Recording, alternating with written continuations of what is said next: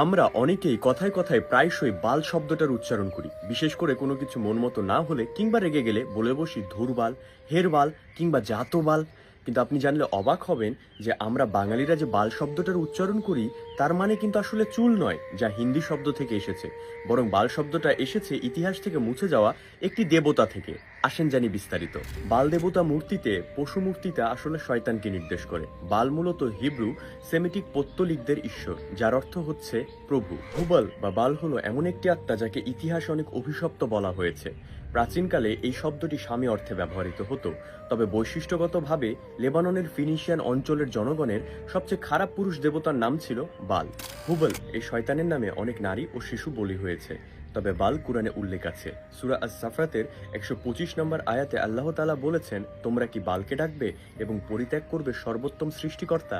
এমনকি তাওরাত অনুসারে জানা যায় ইবলিশ যে জিন ছিল, হুবল ছিলেন তার সঙ্গী। খ্রিস্ট ধর্ম এবং বাইবেলে বলা হয়েছে ভণ্ড ঈশ্বর তিনি, প্রতিটি মন্দ জিনিসের জন্য তাকে পুজো করা হতো। আর এই বিষয়টা চলে আসছে সেই রোমান কাল থেকেই। এমনকি এই বাল দেবতা ইহুদি ধর্মে একটি গুরুত্বপূর্ণ আচারও বটে। বাল দেবতার কয়েকটি রূপ পাওয়া যায়, তার মধ্যে অবাক করার মতো রূপ হলো এই একটি রূপ, যা সামেরি নির্মিত গরু। মুসা আলাইসাল্লাম যখন আল্লাহর নির্দেশে 40 দিনের জন্য তুর পাহাড়ে চলে যান, তখন তার অবর্তমানে যে ব্যক্তি গোবাছুরের প্রতিমূর্তি তৈরি করে বনি ইসরায়েল জাতিকে শিরকের গোনাহে লিপ্ত করেছিল, সেই ব্যক্তির নামই সামেরি।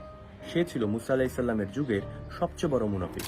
সামেরি নির্মিত গরুর দুই শিংয়ের মাঝখানে সূর্য, যা কিনা মিশরীয় দেবদেবীগণের মাথায়ও ছিল। কোরআনে শয়তানের কোনো বর্ণনা নেই, তবে হাদিসে বর্ণিত বিশেষ সময়ে সূর্যের দুই শিংয়ের মাঝখানে চলে আসার সাথে আশ্চর্য রকম মিল পাওয়া যায় এই দেবতার।